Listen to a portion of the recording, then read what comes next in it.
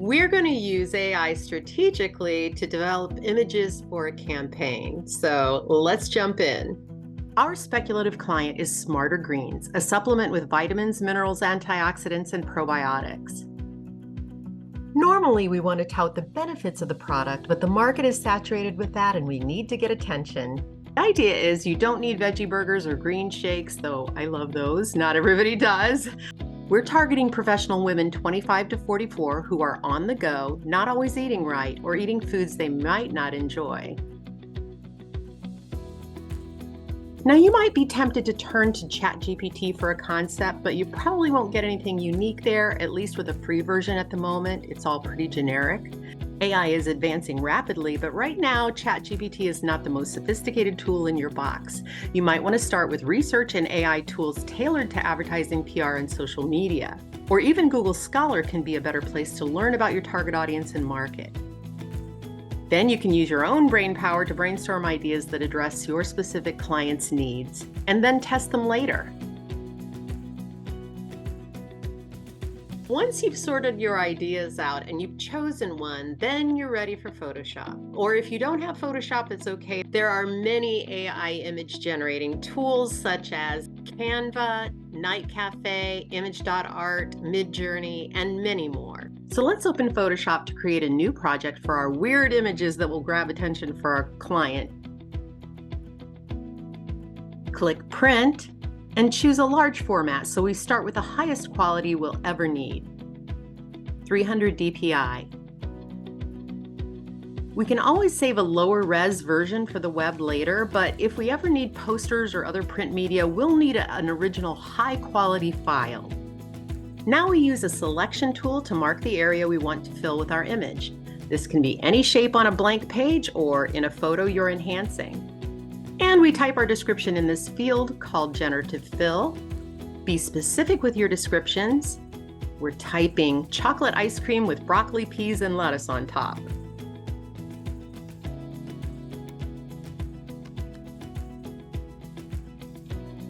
And then we wait for the results. Adobe gives us 3 choices.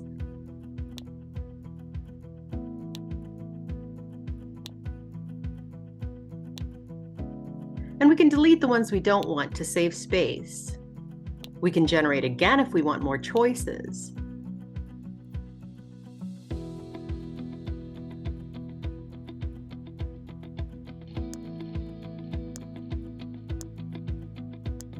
I think this one's the best so far. And let's save our file so we don't lose it.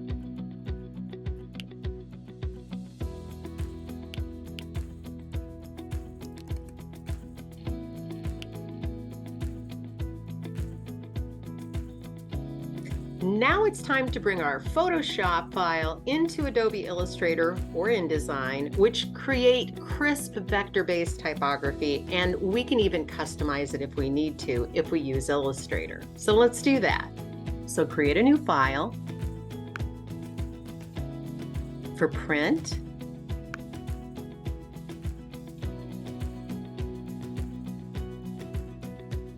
large format,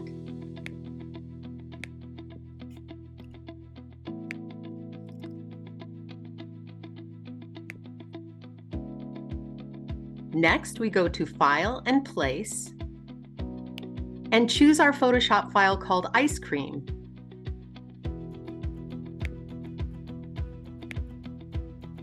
There's the loaded cursor, and we click to plop it on the page. We'll also need the product image, so I pop that in jumping ahead. And let's angle this a little bit to see how it looks. It's a good idea to create a new layer for every new object. Here's my type layer.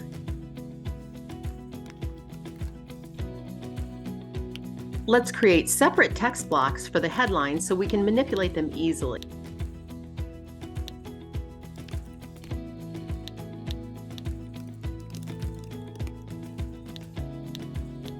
And we hold down the Shift key to constrain proportions so the type doesn't distort.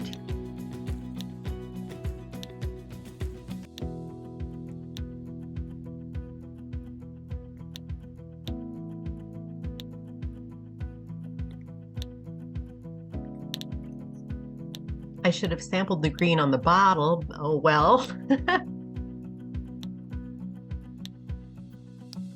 Now we could play with typography for hours here, but I'm going to stick with fonts I have to save time.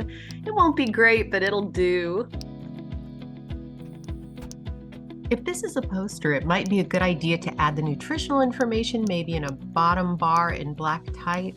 For social media, you'd have captions. And I'm jumping ahead after kerning and resizing my type. I'm just selecting all 3 lines and clicking the center button to line them up. And here's our basic concept to test for feedback or show a client. If we jump ahead, you can see I created a series of these food images in Photoshop and then placed them back here in Illustrator, each on a different layer. We can turn layers off and on to see how they look. And here they are.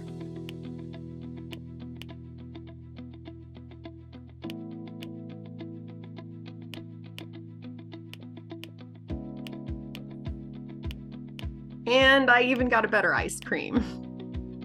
By the way, if you need smaller dimensions for other purposes such as social media posts, you can copy this file.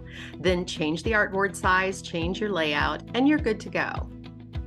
But what if you want to save a version of this for the web at lower resolution? Well, that's easy. First, it's important to know that different social media platforms require different dimensions, different formats. But let's say you're creating a portfolio website and you need a PNG that's going to keep the file nice and crisp in type and image. Let's do it. First, you go to File and Export. Then you can choose Save for Screens, Export As, or Save for Web Legacy. Save for Screens has a lot of file formats to choose from, such as WebP, which saves on file size.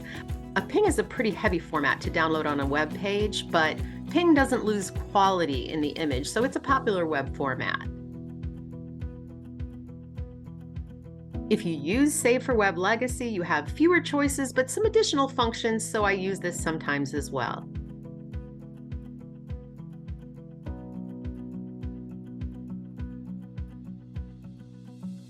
And let's make this image 50% smaller. That pixel size will work well on a website. And when we click Save, that PNG file will be saved separately from our Illustrator file, so we don't have to worry about our Illustrator file changing or getting diminished at all. And here's our PNG file saved separately, much smaller. In the end, AI can save you a lot of time for the right project, but coming up with concepts, building and choosing the right image still takes your brain power. So have fun and make magic.